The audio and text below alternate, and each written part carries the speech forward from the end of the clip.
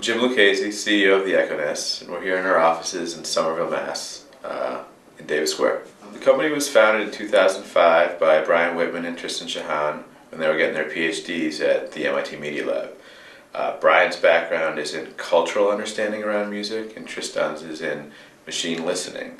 They were both trying to solve the same problem, which is a computer platform that understands all of the music in the world. But they go at it with very different approaches. Brian's approach, again, understanding what everyone on the internet is saying and doing around music. And Tristan's approach is more at the kind of the signal level, understanding every song out there. And the company is really based on the concept of combining both that cultural understanding and that acoustic understanding in a single platform to understand music more like the way people do, which is both culturally what your friends are listening to, your values around music, the descriptive terms, that's really important stuff, but also the acoustic signal itself, I mean, how you and I hear music. So the Echo Nest is really about combining those two in a single platform, again, to have that depth of understanding that beforehand, other approaches to that same massive problem, there was a pretty clear trade-off. You could have an automated system, but it really wouldn't understand the music itself very well. It would, like Amazon's people who did this also did that. They can analyze transactional data, but they don't understand the music itself. Or you could have manual approaches, which are people who are actually listening to music and writing about it. You get great data that way, but it just doesn't scale. So All Music Guide, for example, they have editors who write articles about an artist or about an album, and they're experts and they do a decent job doing that. But again, they just can't keep up with the 50,000 new releases that are taking place every year. So again, the company is about combining those two approaches to have that depth of understanding that, say, that All Music Guide expert does, but to scale it so we can keep up with all the new music coming out on the web all the time. The Echo Nest is trying to solve a problem that's growing every day, and that is, as music is increasingly becoming something that we consume online, all of these music services out there, from Blogger to MySpace or even in iTunes, they all have the same job, and that is to connect with you and to become your trusted music expert. But they have to do that with a catalog of 4, 5, 7 million songs. What the Echo Nest does is gives each of these music services the expertise on all of that music out there. So they can provide you with a more personalized music offering by learning what you like and recommending stuff that's tailored to you, and a much more educational or informative experience by telling you a lot more about those artists. And finally, a more interactive experience, letting you actually engage with the music and interact with it, mash it up, do cool things with it, all automatically. So basically our job is to help all of these services offer every user a much more compelling online music experience. And anyone in that space, again, from that Blogger to a big music service like iTunes, they all have that same problem. And broadly speaking, that problem is just keeping up with all the new music that's out there all the time. Again, our job is helping all these services understand all the content they have, both the music itself and even the editorial content that they've written about, say, a Rolling Stone, not a customer of ours, but a good example. They have 20 years of archives. How do they understand everything that they have there to deliver it to every individual on a personalized basis? And we combine two approaches to do that. First, cultural understanding around music. We crawl the web and do language processing and index and analyze on a weekly basis millions of web pages about music to understand how the entire online world understands every album, artist, and track. So what is every blog post, reviewer, piece of news out there, how are they describing the White Stripes right now? We're analyzing that all the time and doing language processing to understand how the White Stripes is being described on the web. That's half of this platform, the musical brain, how we understand music. The other half is machine listening, so that we have software that can analyze an MP3 in about 5 seconds and extract from it the pitch, the tempo, the time signature, song structure. Basically the types of things that a musician would use to describe a song. And we combine all that stuff in the musical brain to have this cultural understanding about music and this real content level understanding. And then from there, we make that platform available for any music web service to tap into to power better music search. So you can type in garage rock revival and pull up the White Stripes. We understand what that term means from a music standpoint. Or recommendation. So we have a recommendation platform where any music service can personalize all their content based on your particular interests. And then some cool remix and mashup tools that rely more on our audio stuff. If we can tell a piece of software where all the downbeats are on a track and where the guitar solo starts, you can power some really interesting music visualizers and much more musical applications that actually understand the underlying content itself. So that's basically how we're going at the problem. I break down our solutions into three big areas: music search, music recommendation, and these interactive music applications. And there are definitely a bunch of companies trying to solve this huge problem in each of those areas. There isn't one company that we run into in all of those areas, but certainly in each category there are.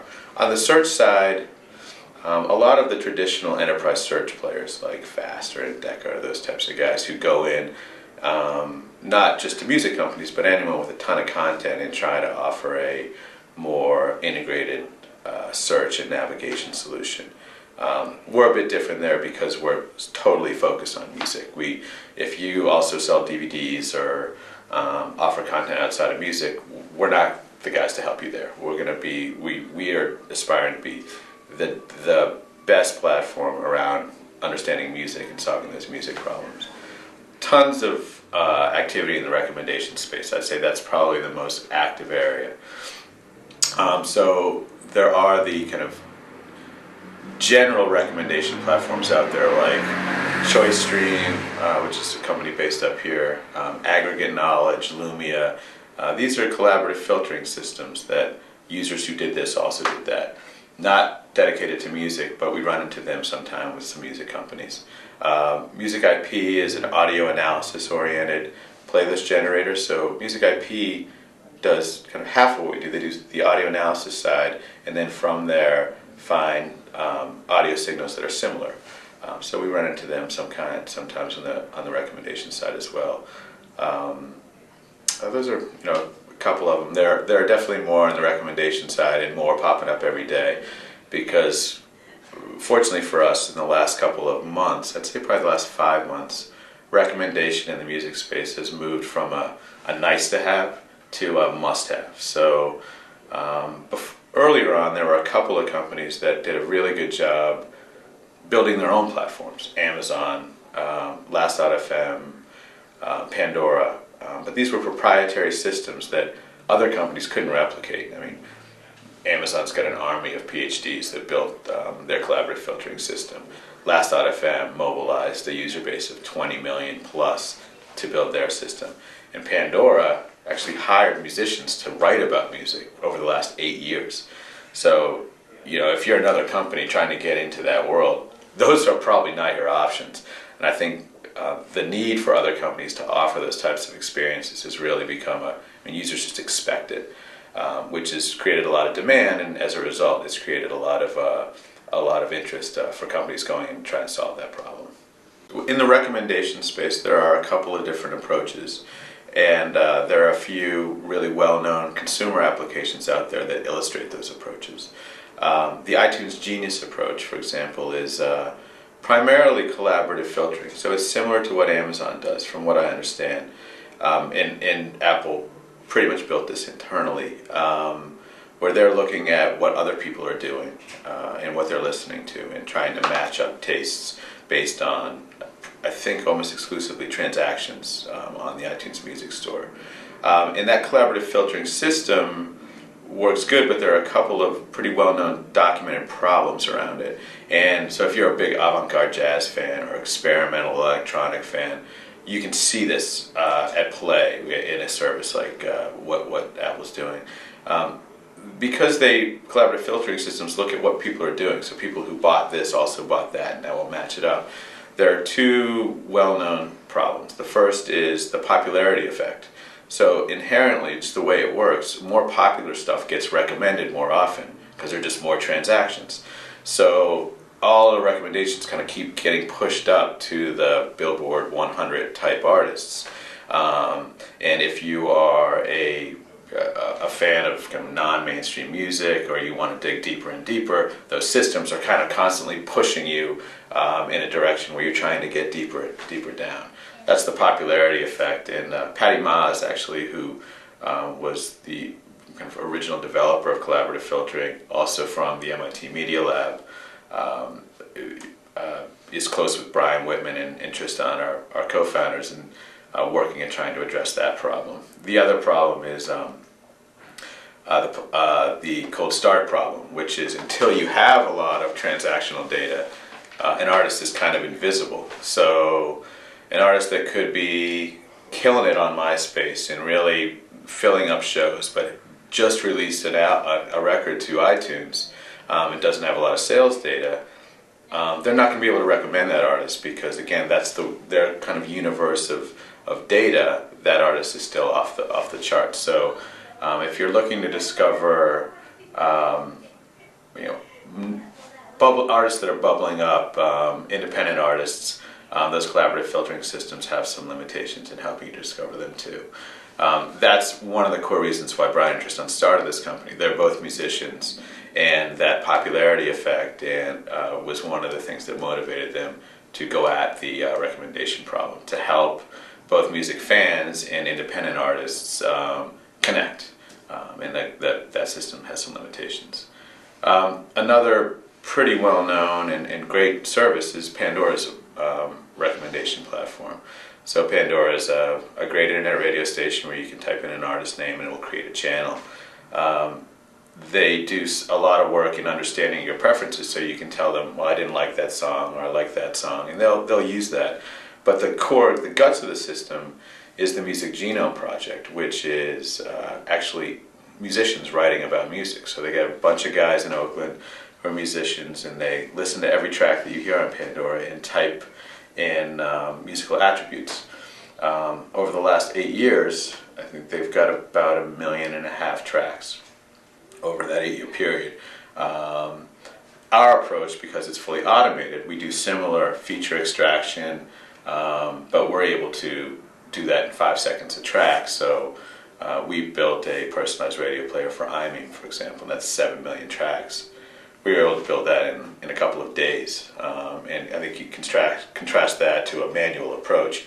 You can see where, for say a social network or places with millions and millions of new songs coming online, that you're just not going to be able to keep up if you need individuals to listen to and break each one of those tunes down.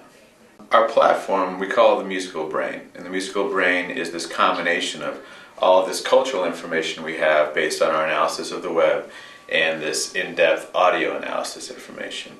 And we make that available to developers for non-commercial uses at developer.econest.com. So that right now there are thousands of developers who have registered with us and have access to our tools to build stuff. And for commercial uses, people can go nuts and build all kinds of applications. We use the same platform for commercial uses, so larger commercial music services are hitting the same platform, and that's how we make money. We charge them to access that platform to power music search or music recommendation or even some of these mashup tools. So some of the most interesting applications that we see often come from those non-commercial developers who their motivations aren't necessarily building a business. They're just trying to build the next really cool application. So we've seen some very interesting music visualizers, and you can see a couple of those up at the developer site. We post some of our featured applications all the time that developers are building. I'd say hands down our favorite application right now that someone's built is morecowbell.dj, which is a pretty simple concept. It basically automatically overdubs cowbell and Christopher Walken perfectly in time over any track. So you can check that out. We were a bit surprised here at how popular it became. I mean, I think it was doing 130,000 overdub cowbell tracks a day for a while. And so it was just really, I mean, this is our non-commercial application, but it was slamming our analysis servers. Just quickly how it works The web app is pretty simple. A user uploads a track. Now that track is handed to our analysis platform that tells the application, here's where the downbeats are on the track and here's where the song sections are. So then the user can automatically decide how much cable they want, and because we know where the downbeats are, we can automatically overdub that perfectly in time. And then Christopher Walken shouting stuff from that more cowbell skit actually comes in at the section breaks. So at the end of, say, a verse, that's where you hear him kind of shout stuff out. That's definitely my favorite application so far. One of the things we really want to do, and it's a big piece of the strategy behind opening up our platform to developers, is not to just enable kind of must-have applications like I need a search engine on my website or I need a recommendation platform. That's absolutely a core of our business. But we really are engaging with the development community and opening up our platform is about finding the next generation of applications and helping to enable those. And some of the most interesting areas that we've seen are in the mashup and manipulation side. So if you look at what you can do within your iTunes music player today and compare it to what you could do with a Sony Walkman in the early 90s, you can change the order of the songs, and that's about it. What we want to help facilitate is letting users actually beat match and crossfade and create mixes that sound like professional DJ mixes, but you don't need to be an expert in Ableton Live or some of these more complicated software packages to do so.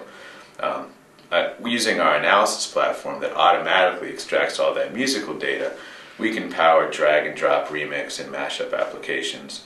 Right now, that's definitely on the kind of from the nice to have or must have world. Recommendation has moved from nice to have to must have. These mashup tools are definitely way still in the nice to have, and depending on who I'm out talking to, large commercial music websites, some guys will just raise their eyebrows at you when you talk about some of these tools. They're not even on the roadmap. But definitely there's some other players in the mobile space and others who recognize that this is something that they really need to focus on to engage users.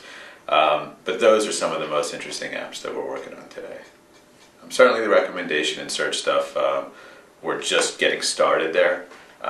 But the mashup and kind of in music games and some of those more interactive music apps are some of the cooler ones that we're working on now.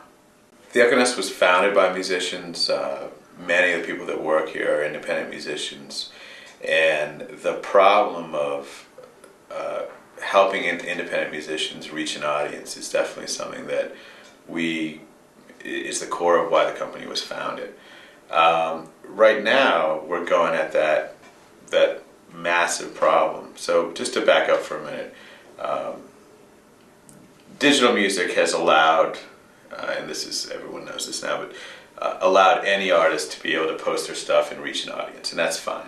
And you can digitize your stuff, you can even get it for sale at iTunes in about a week or two, doing deals with one or two digital aggregators. But the question is then, how do you find an audience? Our current approach to that problem is in providing a music discovery platform that actually doesn't bias itself against independent artists.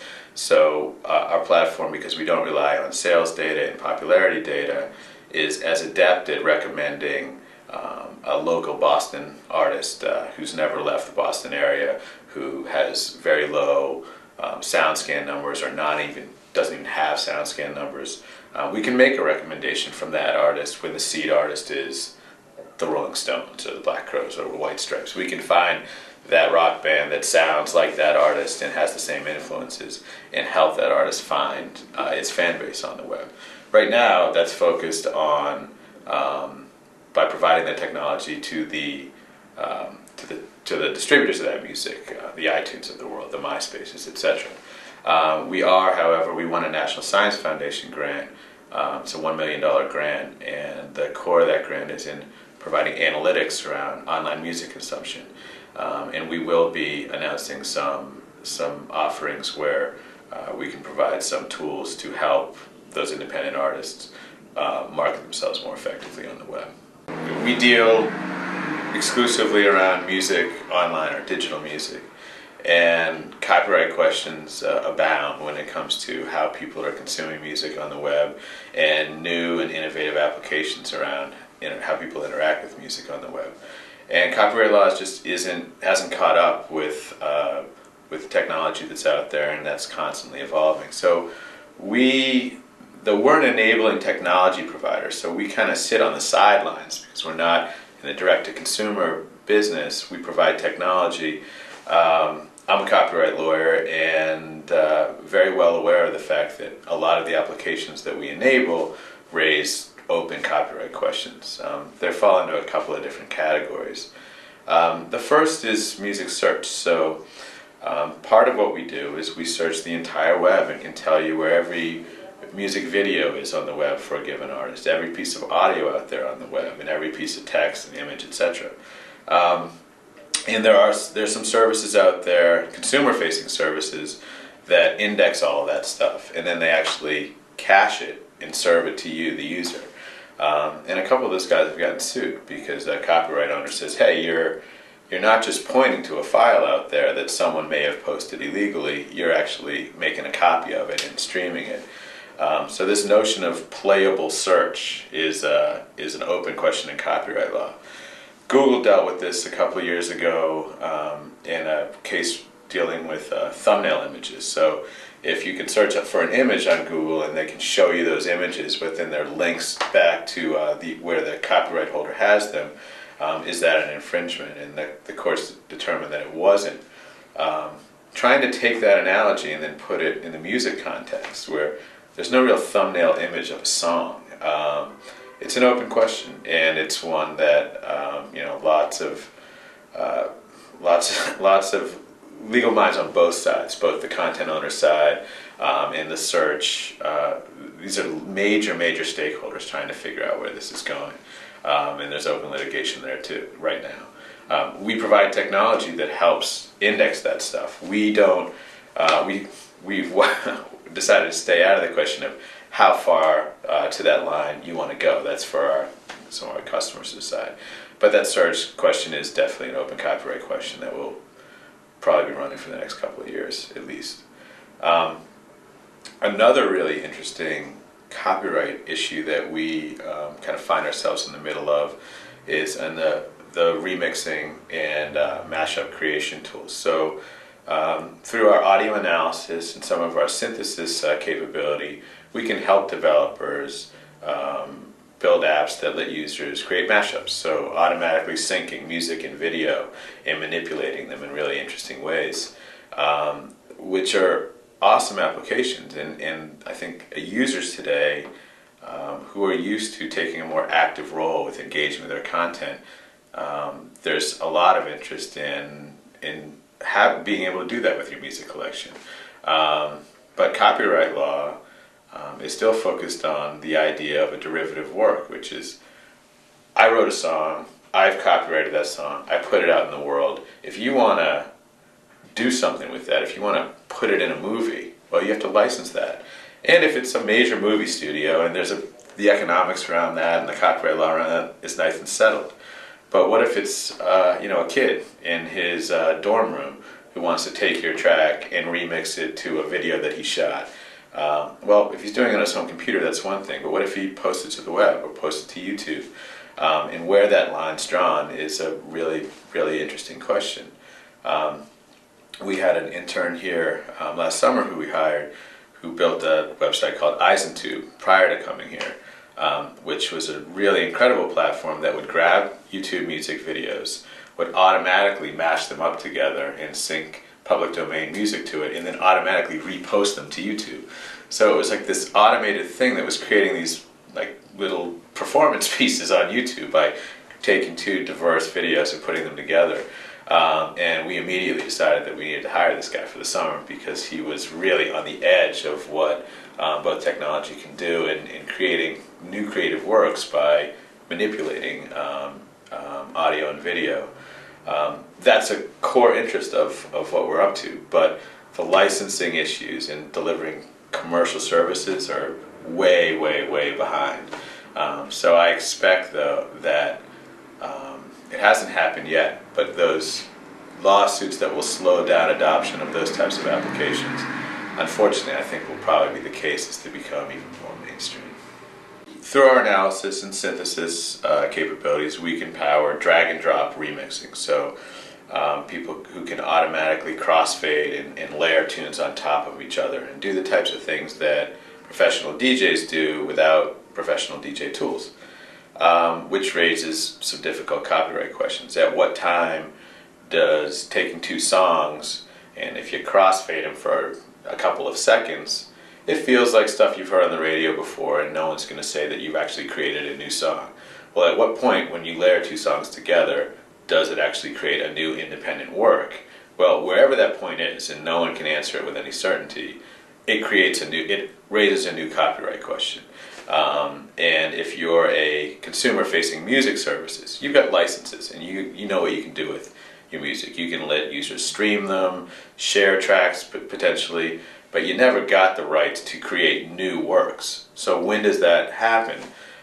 These are some of the issues we're working through with some of the customers out there who are interested in these remixing tools. And right now, the copyright law, there's really no protection there. There are two protections in copyright law for certain uses online that you see most frequently. The first is the Digital Millennium Copyright Act, the DMCA, and that really, it's pretty complicated, but it comes up most often in a service provider. The core theory behind the DMCA service provider protections were based on ISPs. So AOL and these other guys who give you disk space and internet access, they can't possibly control what you're doing. And DMCA was kind of legislation to recognize that if you're a service provider, you can't control every one of your users and police them. So as long as you do a couple of things, and there's procedures in there where you've got to be able to take stuff down if someone notifies you, etc., you can't get sued for money damages as long as you kind of pursue what you have policies in place to deal with users once you're notified. User-posted communities where millions of users are posting millions and millions of pieces of content, and maybe the same piece of copyrighted work keeps coming back and back and back, has even put strain on the DMCA. So the DMCA was passed less than 10 years ago, and it's already kind of showing cracks in even dealing with the issues that it was precisely kind of created to deal with. But it does give some service providers or online services some level of protection if from users who may be posting copyrighted works.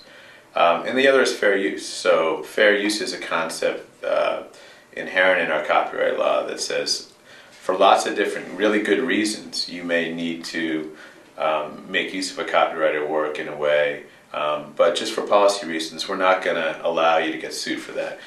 Parody is a great example. So parody is something that basically the copyright law and our culture and our policy kind of come together and say parody makes sense. So if you're going to make fun of something that's a copyrighted work, it's something that's helpful in our democracy, and we're going to allow that to happen. Educational uses too. So if you're writing a review or a scholarly paper on a song or on a movie or anything else, and you need to make copies of it as you're describing it, that makes sense too. So there are kind of fair use examples or fair use defenses that come up in creating interesting digital works. But the problem with fair use is it's a bunch of guidelines. There's basically 4 guidelines that the courts use. So you never go into something to create something and have a high level of confidence that you're going to have this is clearly fair use.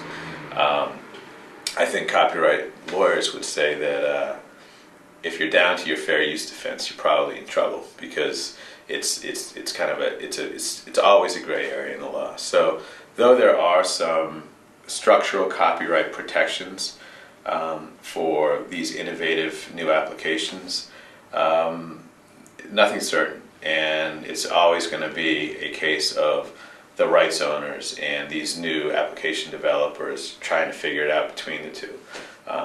What we've seen in the past has been more a business of fighting like hell with copyrighted works to build a user base and have a sustainable business and have some leverage. Then you get sued, and then you negotiate licenses from there, which has created some very, I think, really kind of perverted the way the digital music space has kind of evolved. If there are ways where copyright owners and these innovative applications can engage earlier in the process, I think that would be better for both parties. And it's getting a little bit better because as audiences are going online almost exclusively for their music content, a growing part of the population, I think the rights owners and the publishers have more of an interest in engaging earlier on. There are plenty of artists out there who don't share the same concerns, say, as a Sony does in protecting their copyrighted works, and they're more willing to, let people go out and make stuff with it, or let people stream my music for free. That's how I'm going to get out there. So for those independent artists that really want to find an audience and take a more liberal approach, there are licensing regimes out there, so Creative Commons licenses, and basically making your music available for certain uses creates a level of certainty. So these remix type applications in other places can go and license big catalogs of Creative Commons works or other works that they know they can go ahead and manipulate and let users do cool things with. Actually, I think even YouTube now has an opt-in license for audio for musicians, where you can provide your music and opt in, and now users can use your music to sync it to their videos. So I think that's an example of a Creative Commons licensing approach bleeding into the commercial world in a way. And there are other examples there too. So some of the digital distributors out there, like IOTA for example, who distributes about 1.5 million independent record labels and kind of smaller labels, they allow you to opt in for certain free uses. So you can say, okay, I'm going to let these 3 tunes or 4 tunes, you can stream them anywhere on the web. And thousands of music bloggers grab that stuff, and that's the stuff they write about, because they know they're not going to get a nasty letter if they post your song and write a review about your album.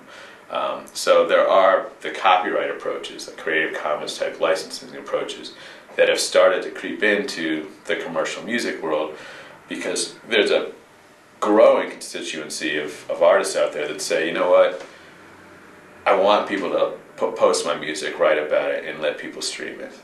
And I think that's starting to come together. So opt-in services that some digital aggregators offer, and understanding some of these licensing regimes where you're not giving away the story, you can set the rules of what someone can and can't do, allows you to get your music out there in a way where you still protect your copyright, but you can let people engage with your music.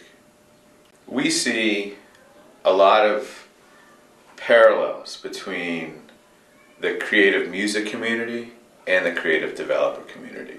So a lot of the same passion that goes into creating music we see with developers who are trying to build innovative ways and really creative ways for how people experience music online. And the fact that the tools that are available to build a website, build a music blog, or build a radio service, or a remix tool, or there's just a growing number of developers out there that can grab onto that stuff and build something really cool.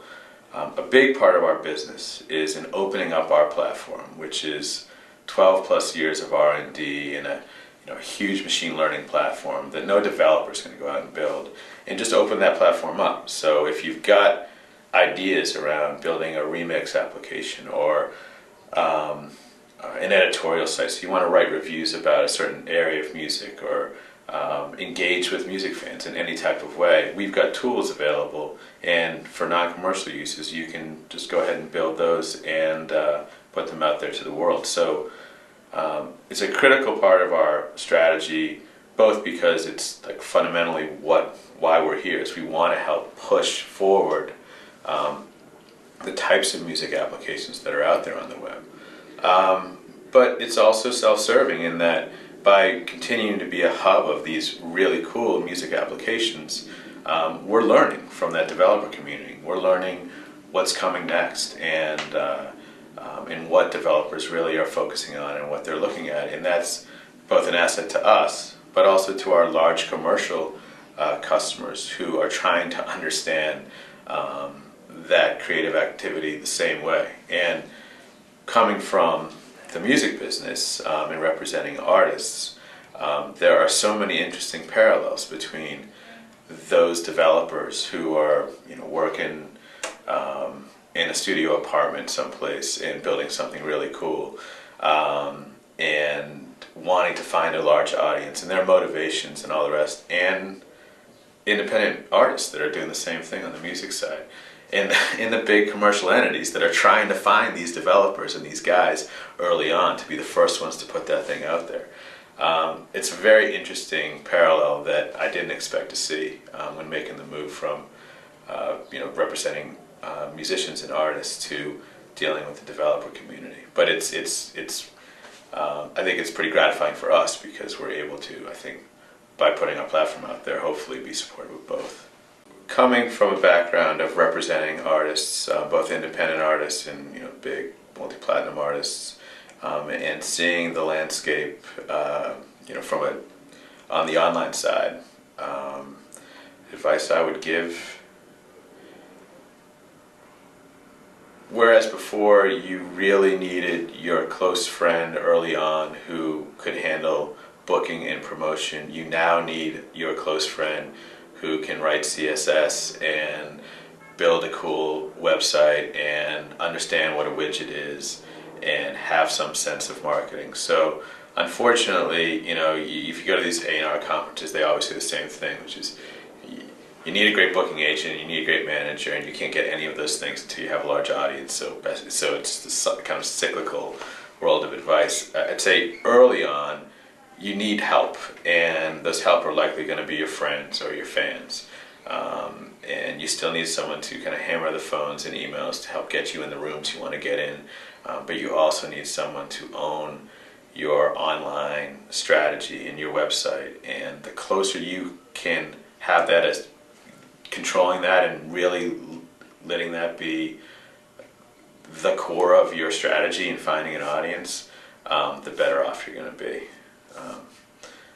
It kind of pains me to say that because it's almost the same advice that I always was annoyed with, which is go find this other guy who can help you. But again, if you can find that other guy who can help you online, it's critical, because there's just no other way you can build up a fan base of thousands and thousands and thousands with very low cost. We're constantly on the lookout for guys graduating from college who are interested in working around music, but they have a technical background. And I think it's getting easier and easier if that's what you're interested in. There are more and more companies like ours, and also on the direct-to-consumer side. So music services, music retail is obviously shrinking and shrinking and shrinking, but the number of places online where you can go to access music, stream music, read about music are growing and growing. And all of those companies are grossly understaffed, where really solid developers they're always open out. There are always openings there. So I think for even entry-level technology guys who understand the web, there are plenty of opportunities there. Boston is an interesting town in that there aren't a ton of music companies up here. There are a few, which is, I think, puts us in a pretty good spot, because there are a lot of great technologies, great colleges here, great technology people here who love music, and their number of their music options to go to work are kind of more limited. It's not the case in New York, LA, or San Francisco, where there are lots of really interesting companies who are constantly looking for more developers. So I think that if you're a developer and you're really passionate about music, there are plenty of places now, or the opportunities are growing really quickly. Whereas if you're in the traditional music industry, it's going the other way. So we definitely get a lot of resumes from extremely experienced people on the record label side, or the publisher side, or the distributor side. So it's I think you can see that shift pretty clearly.